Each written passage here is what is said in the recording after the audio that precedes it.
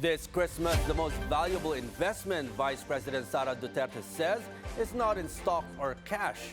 She greets Filipinos, urging them to share God's blessing with the needy, the sick, and those hurt by disaster or neglect. She says generosity of hearts pays dividends in hope, strength, and faith, guiding Filipinos as individuals, families, and as a nation.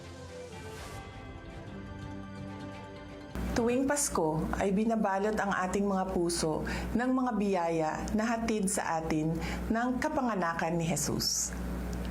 Ngunit paano ba natin mas mapapasaya ang ating selebrasyon sa harap ng samot-saring mga hamon sa ating buhay?